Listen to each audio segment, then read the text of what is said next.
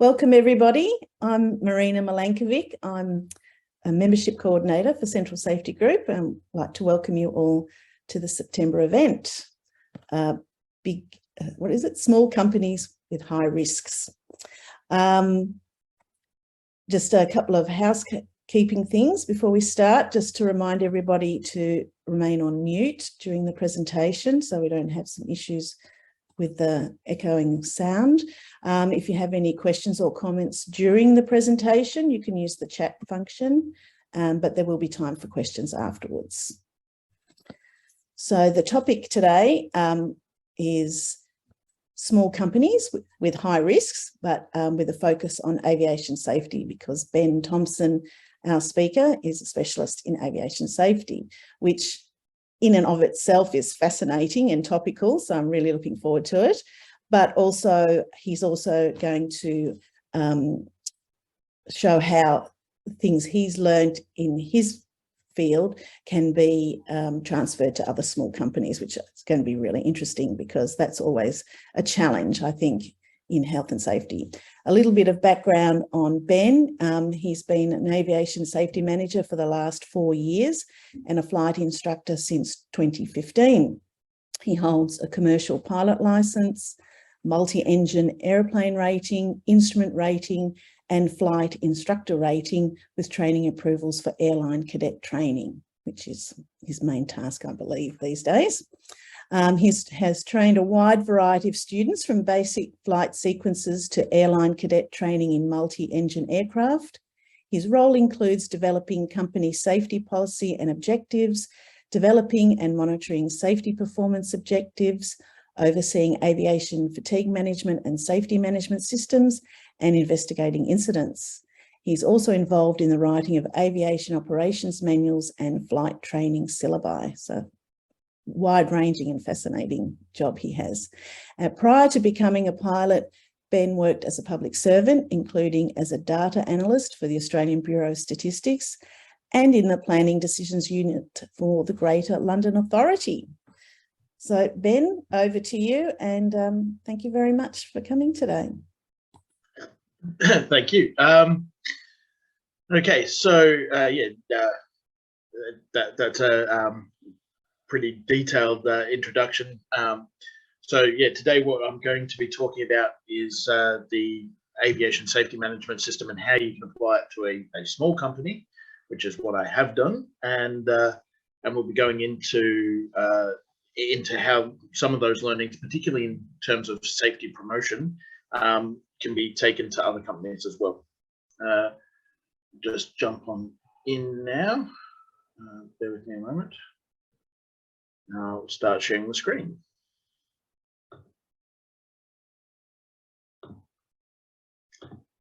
There we go. And is that coming up all well? Okay. Yep, that's great. Yep, excellent. All right, so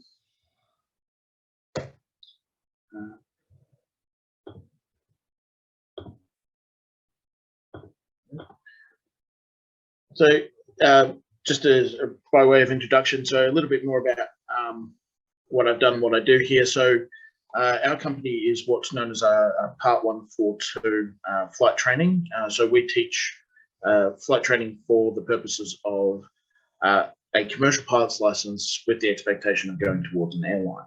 So it's called integrated flight training. As part of that, the Civil Aviation Safety Authority, when they brought in this particular piece of legislation in, I think, 2016, implemented a safety management system. And I was tapped on the shoulder for my past work in administration and in government to take on the role of safety manager, and I wrote the document that we use here. You can see there's a photo of me in front of a Piper Seneca. I do multi-engine training and instrument training, so in cloudy conditions. So I teach people all the way from the beginning of their flying to the end, as well as managing the safety tasks. So what we're going to look at today in the presentation, we've got a bit of a history of aviation safety management. I'm not sure about everyone's backgrounds, but safety management systems and where they came from was from the oil industry and the Piper Alpha disaster in the northern part of the UK, offshore oil, and a lot of James reason involved in that. And I'm going to talk about how that has been taken and implemented into into aviation safety in Australia. Just a brief look at that. A bit more about the safety culture and just culture and how we apply it in aviation, which is very important and very much leads into how a small organisation will manage it. And that's when we get into the crux of our matter, the safety management for a small organisation. And then also, because we're a training organisation, we have a few extra concerns to go through, which is the safety management and the training environment, which is, I feel, a little bit overlooked in some places. And then finally, the safety promotion, so where this all comes to. So moving ahead.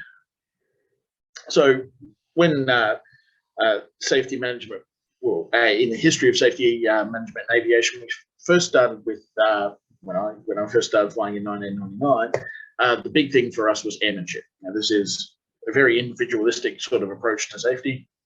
We talk about having a good lookout, so technique. We talk about the way we approach each other, but it's all very much on the individual, how we behave. Eventually, this moved over to threat and error management. Now, threat and error management, it became a little bit more holistic. So we looked at a bit of a broader picture, but again, it's still very much an individualistic sort of scenario-based approach. So we look at the mission for the day. Are the pilots safe? So we've got threats and errors. So threats and errors to the pilots, for example, fatigue.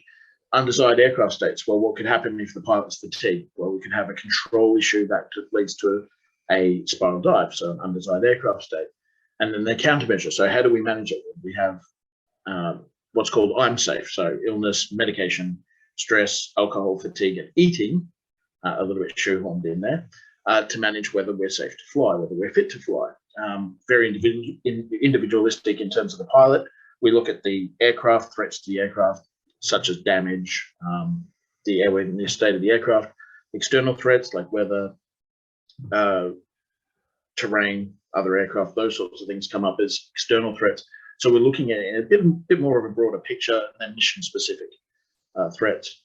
And that gave way to full developed safety management systems, which became much more systematic and became a part of the organization's culture as well. So coming into the safety management systems. So where safety management first started was in the past, up until December last year, the only major part of having a safety management system apart from the 142 was the regular public transport, which is essentially an airline operating under the Civil Aviation Order Part 82. In the present, so now they've moved forward, so we've got flight training, that's me, CASA Part 142. Air transport, so where we used to have airlines and charter companies, that's changed a little bit.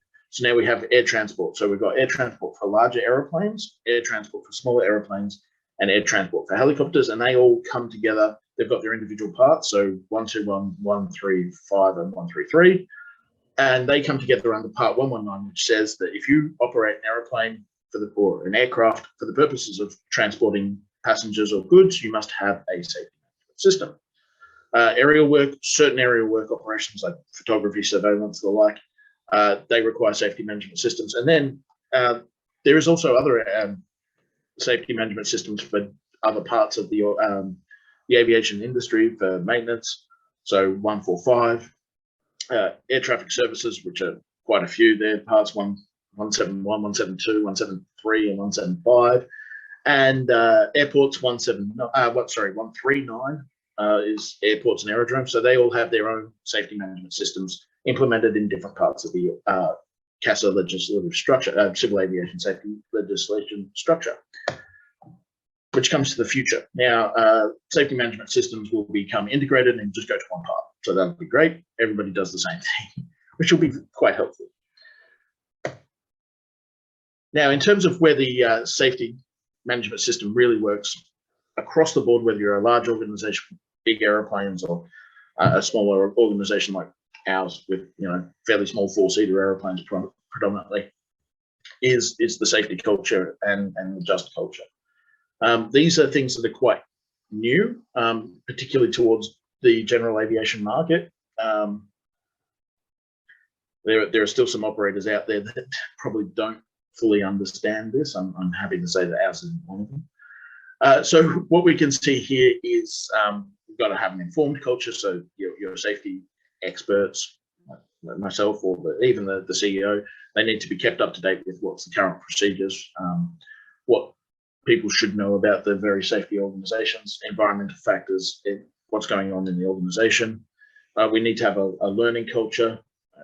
Okay, are we keeping up to date? Are we taking learning information from our safety management system? So our reports, are they teaching us how to become safer? A flexible culture. Now, this is a real advantage for a small organisation. Very easy to implement a flexible culture because you can adapt quite quickly. You don't have to propagate changes through various sources. It's very handy. And then we get to the two big ones, which I really want to talk about, which are the reporting culture and the just culture. So reporting culture is vital. It's, if we don't have a proper reporting culture, our whole system is going to fall apart.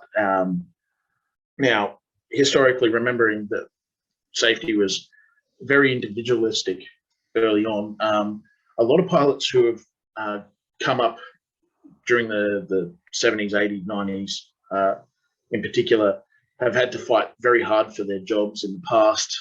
In some cases, so much as having to pay for their flight hours. So they have a strong aversion to reporting safety issues in fear of rocking the boat and being seen as a troublemaker or a whinger. So developing a reporting culture is absolutely vital, and you need to break that habit in some of the older pilots. Well, at the same time, some of the new pilots, student pilots, well, they've got their own issues. And the other thing is, when you're in a small organization, there is a tendency to lean towards direct face-to-face contact. Instead of going through the appropriate procedure and documenting things, it is just easier for me or for any of the other pilots here to walk in, say hello to the head of operations and say, this is a problem, can we fix it? And usually that's how we do things. However, that can lead to a bit of a loss of corporate memory, which is something else we'll get into a bit later. Now, just culture. I hope I'm not teaching everybody something new here, but just culture is the concept where we look at not punishing and even in some cases rewarding people for reporting safety matters before they've become issues or wherever they've made mistakes. So not being shy about admitting and owning up to their mistakes in the hopes that we can catch them and learn from them. Whereas as opposed to a complete no blame culture, we also will take action where someone has done something that constitutes a willful violation or gross negligence. So acceptable and unacceptable behavior. In the small organization, it's actually quite easy to instill because we can talk to each other. Although there's a lack of anonymity, we can make sure that we're all learning from each other and wearing our mistakes on our sleeves.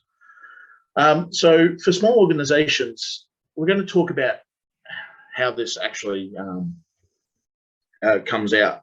Now, a full safety management system with the four constituent elements it does have some challenges. So we'll look at the challenges first, and the biggest one is cost.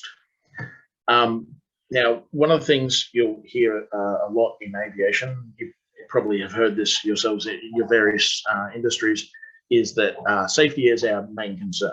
Now, anyone who's saying that is probably lying if they're running a business, because if they're running a business, their main concern is making a profit. And if they're an organization, their second concern is actually providing the service that they're intending to do. Safety is going to be third to that. So cost of implementing a safety management system can be quite large. You've got to employ a safety manager. You have to spend time and manpower and money to develop the safety management system, make sure it's working, get people out of their regular job and into that sort of role, which leads to the size and suitability. The size of your organization is going to be a big component in whether this is going to work. The good thing about aviation safety management systems is that they're very, very scalable. I have a reference at the end of this presentation if anyone would like to see it, it's very good from CASA in terms of how to scale these arrangements. Although it doesn't actually tell you how to make them, but you need to make sure that you're not creating a rod for your own back. So in aviation, we could completely eliminate the risks by locking our aircraft in hangars. Well, that's not going to work. But in my organisation, we use older aircraft. So most of our airplanes date from 1978 through to 1981. So quite old. I could, in theory, just turn around and say, well, they're too old, we need to get new ones in. But that's going to be cost prohibitive and probably a little bit overwhelming for a company that only really has 7 employees and 40 students. The other thing is I could turn around and say a student can't fly solid, but that doesn't meet the legislative requirement. So we're going to see that the safety management system is suitable for the operation. And finally, I'm sort of led into this with the discussion about getting new aircraft, availability resources. If you're a small company, small business, you can't spend money on every perfect fix. You need to find the ones that work the best for you. And we're going to talk about how that works. But on the flip side, we do have benefits. The first one is cost. So if we do have a safety management system, we're going to spend less time with our aircraft in unscheduled maintenance. We're going to spend less time with our pilots off work. Our insurance premiums come down. Our insurance premiums will kill a small company in aviation. So that's really important. So we need to make sure that we have our safety management system working to keep those operational costs down, and also that they're advertised so that insurance companies like us more. And the other thing we can do with a safety management system is become proactive instead of reactive. So instead of waiting for an accident to happen and then going through and finding out what went wrong, we can get reports from our other pilots, from our students saying, oh, when I was doing this, this thing happened and I had to respond to it in a different way. And we go, oh, we can come back and we can have a look. Is our operational procedure working? Cool, it's working. Maybe that person needs more training and they won't have an accident. It's said here that in aviation, for every major incident, something like 300 unreported minor incidents occur in the lead up. And the generation of corporate memory. Now, corporate memory requires that reporting culture. So if people aren't reporting problems and they're not using their forms and submitting their reports, their hazard identification, their incident reports, then if I leave the company, all the learning leaves with me. But if I've got reports, if I can put them into my database, which I've got a very large database of reports from students and instructors of what's gone on, then if I end up leaving the company, someone else can step into my role, they can see the reports, they can see what we've learned, they can see my notes on what happened and how we made things safer. Now, in general aviation, that's really important because people move on quite regularly. And for small companies, that's also quite often the case where people will move on. So being able to retain your safety information and see where things have been, where they are and where they're going is vital. And the biggest benefit, I think, from having a safety management system. So when we are a small organization, and for an airline company, for aviation training, the concepts that we need to look at now, this is as low as reasonably practical. I don't know if this is a term that gets used much in civil and ground safety, but it's big in aviation. And the important part of this is reasonably practical. What we're meaning by this is that the cost of assessing a risk or reducing the risk further starts to become greater than the cost of actually encountering the risk itself. Now, probably a classic one in aviation would be bursting tires. So a burst tire probably costs around $500. Retraining students to make sure that they don't step on the brakes when they land an aeroplane is a very cheap solution to the problem. However, if you go into it and you make adjustments to the aeroplane's braking system so that it can't lock up when it lands on the ground, that's an expense that's going to overwhelm the cost of the damage from the burst tyre. So it's not practical. It's not reasonably practical at our level. Worth noting, though, that in an airliner, they do have anti-lock braking systems. That's exactly where it came from. So the cost has to be relative to the cost of the risk mitigation needs to be relevant to the risk itself. The other one, as I mentioned before, the strong reporting culture. So if people aren't reporting, if they're unwilling to report because they're afraid of punishment, so just culture isn't working. If people are unwilling to follow the processes because they're too onerous, or if they're just used to just talking and they don't think about going through the process, you're going to struggle to keep that reporting culture strong and keep those reports flowing in to keep yourself proactive on your safety. Which brings us to that suitably scaled processes. If it takes someone 3 hours to fill out a safety form, it's not going to work, right? No one's going to fill out a safety form that took 3 hours to write when the flight itself was an hour long.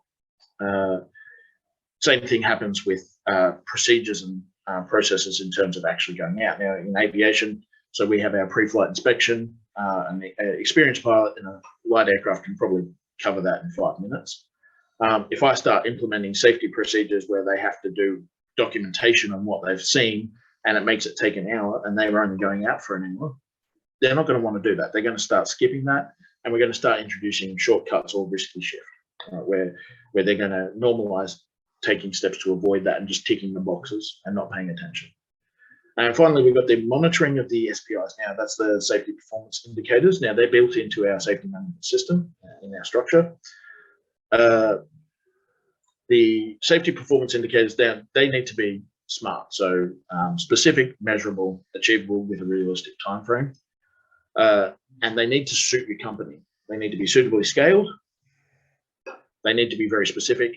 And you need to see that they're trending the way you want them to. So if I'm watching for, one of the ones I'm watching for now is deviations from standard operating procedures. I'm looking to see if there are any holes in our in our standard operating procedures where people are trying to take shortcuts. Because we've implemented quite a few new things recently, that's very important. So if I'm seeing that people are skipping steps, I need to then go and assess, okay, we're getting a lot of reports on deviations from standard operating procedures. After that, we can go into the whys of that. Is it because the step is not required? Is it because the step is too onerous? Is it because there's insufficient training? We can start looking into that and catch things before they become an incident or an accident. So that's how we look at flight training, for safety management for a small organization, or at least for a small aviation organization, making sure that it's suitably scaled and not a rod for your own back. And now let's have a look now into the safety management in a training environment. So we've got a few items here to go through, differing levels of experience. And this is probably the biggest one that I experience day to day in my job here. In aviation, your experience doesn't necessarily dictate how safe you are. As you increase in experience, after a certain point, your chances of making a critical mistake or having an accident sort of plateau out. Your risk no longer decreases. This is often due to complacency. So here we have a couple of instructors who have got greater than 10,000 hours each. Well, we've got at the same level, at the same time, at the opposite level though, we have students coming in with 0 hours flight time. Now, our school anticipates that the first time a student will fly the plane by themselves with no one else on board is after 10 hours of flight training. The CASA average is about 15. So we've got quite a few challenges in terms of managing that differing level of experience. Biggest one is going to be just culture. So a student with 10 hours, they're going to make more mistakes. They're not going to have as thorough an understanding of the standard operating procedures as a pilot with a few thousand hours should. So we need to be more lenient and expect more risk from such an activity. Managing that risk is a matter of that training and making sure that they see the standard operating procedures, and they know the ones that they need to apply, and also some of the priorities involved. If we go to the other time, pilots who have got a few thousand hours may look at our standard operating procedures and go, I don't need to do that. That doesn't directly involve how I fly. I fly perfectly safe if I can do this. And that leads to risky shift or deviation, normalization of deviance.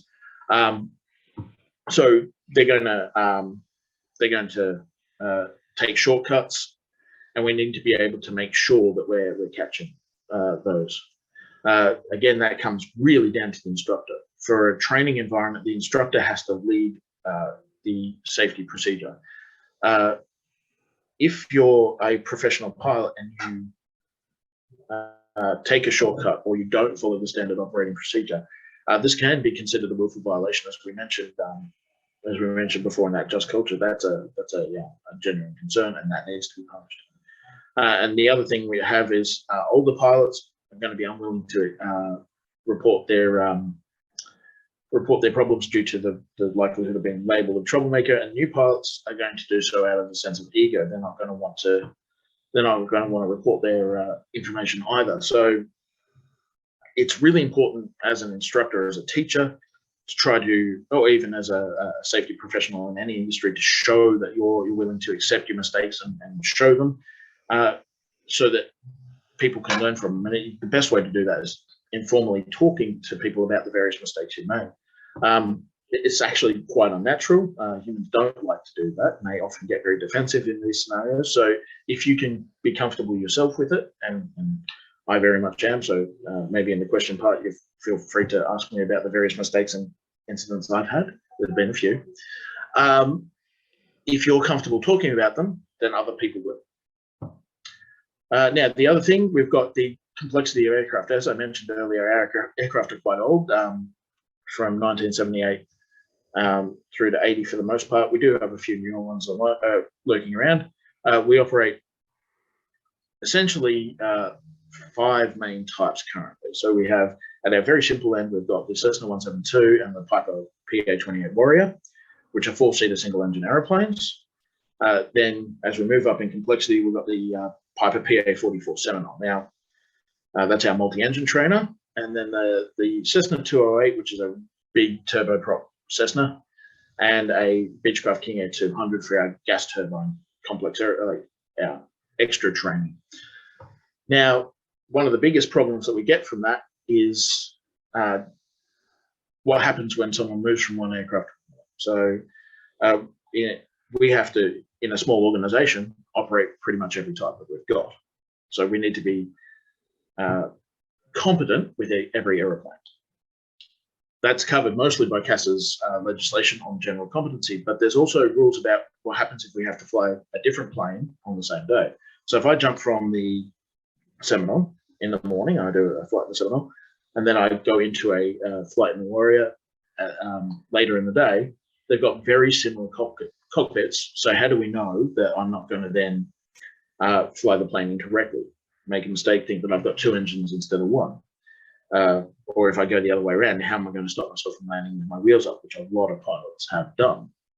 So managing the risks there, we need to look at those standard operating procedures. So all of this comes back to that reporting culture.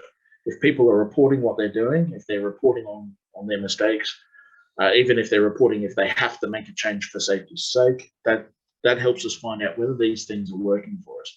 And also making sure that we follow the rules that set out by the legislators. So that general competency from CASA, and also the systems in place for how many types of airplanes you're allowed to operate. And that's a real challenge for a small organization like ours.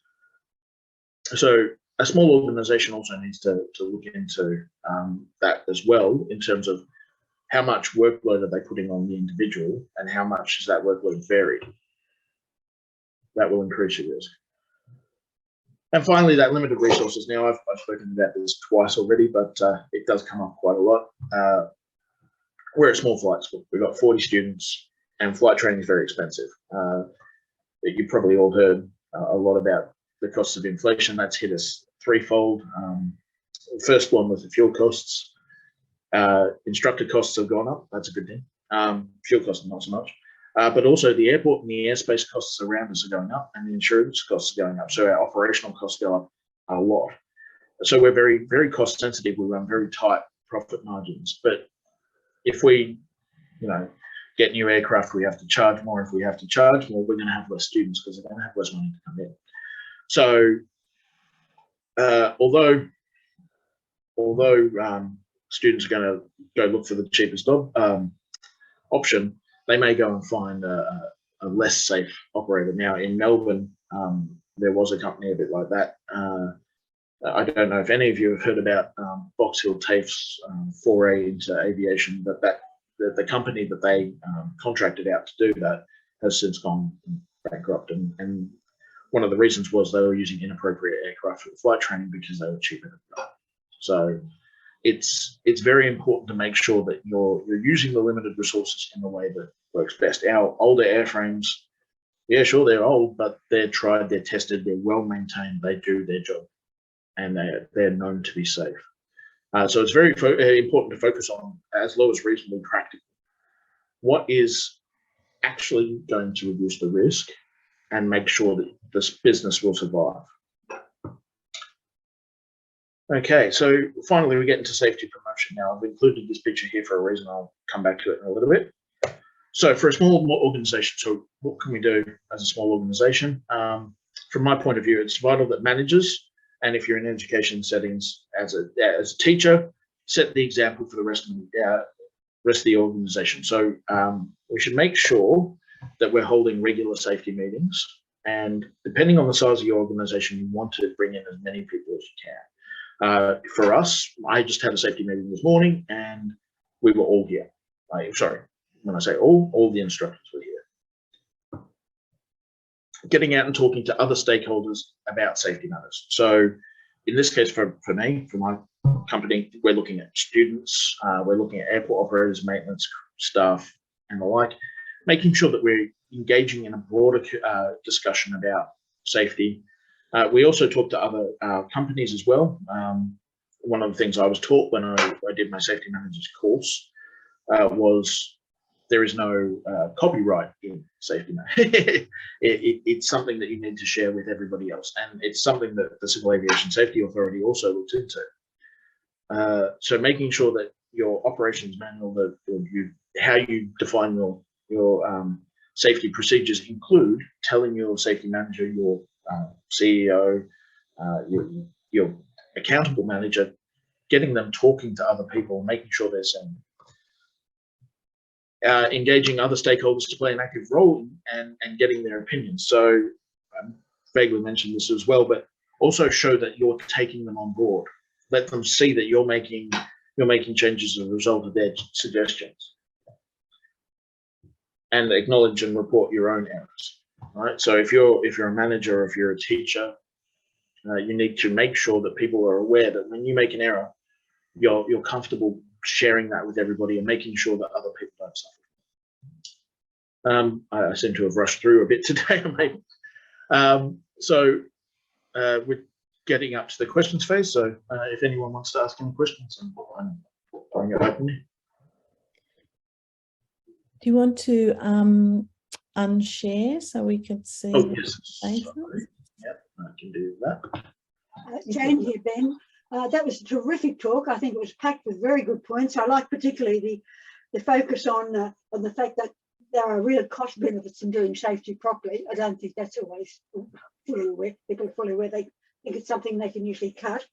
And I like the fact that you talked about a just culture and the importance of that. And through your talk, I became aware of people all the time, and I see that's a focus of yours. Is that right? Yes. It's actually the core component. So for aviation safety management, it's tied to another field, I suppose you'd call it, is human factors and limitations, which every pilot learns a little bit of, but not very in depth. But safety management systems, they're sort of the combination of that threat and error management from human performance and limitations into a bigger, broader picture, so the organization as well. So It's not just the individual, but yes, it has to be what people think and what they do, and how they interact with each other. So building it into a culture and an organisation. Yeah, I agree. I thought that's fascinating about the just culture. I'm just wondering, Ben, if you can talk a little bit about your experience and how in your organisation you've encouraged the reporting. What sort of things have you done? Actually, the big one has been the safety meetings. So when I originally wrote our safety management system, I looked at doing the safety meetings every 6 months, and it didn't work. It simply didn't.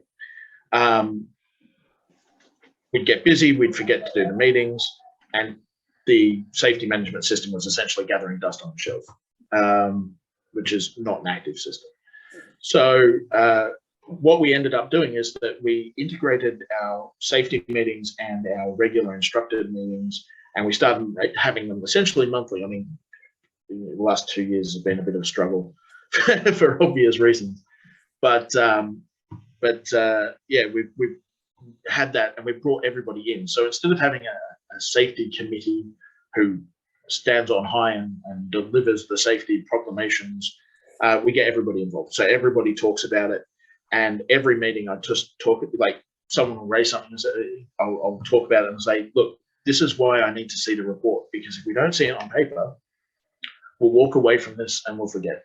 If you put it down, we know what's going on and we can address it. So that has improved the instructor's take. Some of the students, they're getting there, they're a little bit less comfortable with the reporting system. Partially this is due to their knowledge level.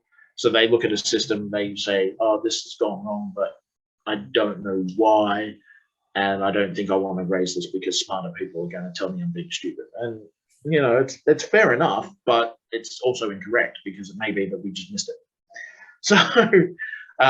So we've started to do that. We encourage them.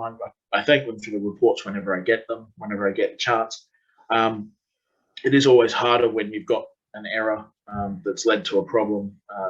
I mentioned burst tires for a reason, because we did just have one, and you can't afford, like, while it was clearly a mistake made by the student, they're not at fault. It's just a lack of experience that's led to that. They will develop that training, and it hasn't put them in great risk because the aircraft are designed for it. So we try to make sure that people feel comfortable telling us when they make mistakes. And when they do make mistakes, I say, that was great. You told me, thanks. Please tell me next time you make one, because, you know, do it all the time. I think that's great about justifying the documentation of the reporting, because I think sometimes that people get put off, you know, with a form or whatever. But as you say, it's part of the corporate memory as well. You've got all that knowledge built up there. So that's really interesting. Yeah, the database, the hazard database that we have, and soon we'll have a fatigue risk database that's associated with that, as well as a separate document, and a change database as well. Those will essentially form the backbone of what the company is, where we were, where we are, where we go to. I guess there's the other thing, you know, we all say, oh, you know, you learn from your mistakes, so that, you know, there's positive out of that. But when it's high risk, though, that's a bit of a balancing act, I imagine. In aviation, we learn from each other's mistakes, so we have to. Now, there is a little bit of a popular misconception that, you know, if an aeroplane's going to crash, everyone's going to die. That's not true at all.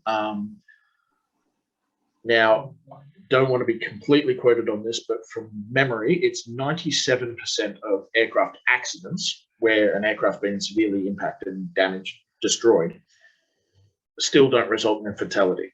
The aeroplane I pulled up just before, in that section on the training environment, that aircraft actually went out. I flew it a grand total of one time, and then it got sold. Went to do some flight training in New South Wales, I think it was, or Queensland. I'm not 100% sure now. It's a very powerful aeroplane for a single engine, and it's sort of become the doctor killer of airplanes. Very safe. It's got a parachute, a ballistic parachute to protect yourself. lots of features going for it, but the person who bought it or whatever had ended up using it in flight training for night takeoff and landing, and it ended up crashing and the aircraft was destroyed. Both people on board survived. So that's good. They were severely injured, but they did survive. So the concept that the risks are instantaneously fatal is a little bit wrong. But at the same time, we can all learn from that. Like a high-powered aircraft for a low-time pilot at night, where the limitations of the human body, called the somatographic illusion in this case, where you interpret acceleration as pitching up, and so they felt like they were going up, so they pushed forward, which accelerated them further, and eventually they impacted the ground. It's caused by the limitation of the human body, and learning from the fact that, oh, well, we've put someone who doesn't know what they're doing in this scenario into a complicated and powerful aeroplane has resulted in increased risk. We can turn around and say, well, let's do the night training in something a little bit simpler so that you can get the idea together before you jump into something big. Now, you did mention in your presentation that we could ask you at the end about some of your own mistakes. So would you like to share any of those? Yes, actually, I would.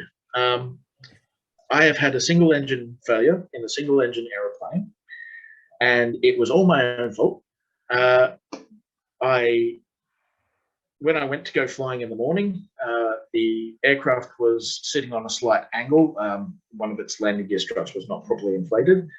And I'm going to build this up because it's never one cause, but it was sitting on a slight angle. So when I put the dipstick into the fuel tanks, there's two, to measure the fuel, one of them read about 40 litres and the other one read 60. Turns out the one that read 60 actually had 20. So I took off, went for a fly, was doing my third sortie of the day in the aircraft, and the engine stopped. I went through my usual procedures, restored the aircraft, looked over at the fuel gauges. They're both indicating they've got fuel in them, but just as an abundance of caution, like part of the procedures, switch the tanks, get the engine going again, continue on the flight, no further incident. Land on the ground. The fuel tank is supposed to have a usable fuel capacity of 90 litres with a maximum fuel capacity of 92 litres, so 1.5 litres can't be touched. When we filled up the tanks at the end of that flight, we put 91.5 litres into that particular tank. So, yeah, I stuffed up. Yeah. Jane here again. Ben, what sanctions do you have for safety breaches? I imagine you might have some cowboys among your trainees. We don't actually. I'm really glad to say that we don't have any cowboys at the moment. I did have one. One of my students for a CPL. Where they're, in terms of the students, if they're behaving in a manner that's considered to be unsafe because of a willful violation, like either they're deliberately ignoring something that exists, or they're taking actions that are deliberately against what does exist. If that does happen, typically what we'll do is fail them through a lesson. So that's the obvious first call. So they'll fail the lesson usually for what we call human factors or non-technical skills reason. Could be loss of situational awareness, incorrect threat and error management, something like that. We'll fail them for the lesson, sit them down, debrief as always, what you did right, what you did wrong. Okay, you did this wrong. Why did you do this? Long discussion, giving them the refly. If they show that they're demonstrating they've learned from that mistake, they continue on, no problem. If we see a behaviour that's consistent and reapplied, we may transfer them to another instructor. It could be a communication issue. They might not respect me. I might be too young. I might be too messy. I don't know. They might need to fly with someone else, see if we can get a better result out of it. If that doesn't work, usually if they've come to me, they've already been through this process. But if that doesn't work, it goes to the boss. If they go to the boss and they they can't show that they improved the proper way, then eventually there's the discussion, I'm sorry, I don't think flying is for you. And it doesn't happen very often, but it does happen. And some of these pilots will find other ways and other places that will take them on. But we do our best to make sure that they understand that procedure is not going to get them very far in the industry. Well, thank you. Look, here's a demographic question. I mean, it's not to do with safety. What percentage of your students now are women? Not many. 25% at most. Usually sort of sits around 10%. We're a fairly small organisation. I think we have 7 or 8 students, so out of I think about 40 active. And are there many older people taking up flying as a hobby these days? My youngest student was 13. My oldest student was 91. There's a fairly broad spectrum there. Currently, a lot of people in their sort of late 40s, well, actually, let's go with late 30s, so sort of my age area, through to, I think probably around the mid 50s are starting to take up flying. Either they've already got a private license and they're moving towards a commercial, or they're starting from scratch and they're taking it up. There are jobs available, so they're encouraged to do that. And some of the older ones are coming in to become instructors because they feel like there's a good chance to make something useful with their flying. So it has been a big shift actually towards that in the last, I'd say probably 4 years, because the 2 years that we've just had, it's a little bit hard to judge. And not looking to this particular example, but perhaps do you find people over a certain age it's not quite safe, as it was with driving? It's not a good idea for them to be flying? That's not really an issue for flying. We have medical requirements that we get assessed on. Once you're over 60, it's I think every 6 months for commercial pilots. For me, it's every 12 months. And there's varying things, like, so younger pilots don't have to do their heart checks as regularly. It's every 5 years. In your 30s, you have to do it every 2 years. In your 40s, that's me, going into every year. So there's variations on that. Eyesight gets checked fairly regularly. You get a big eyesight check at your first medical, and then another one after 60. So the medical checks, which are a requirement to your license, usually cover off on most of those.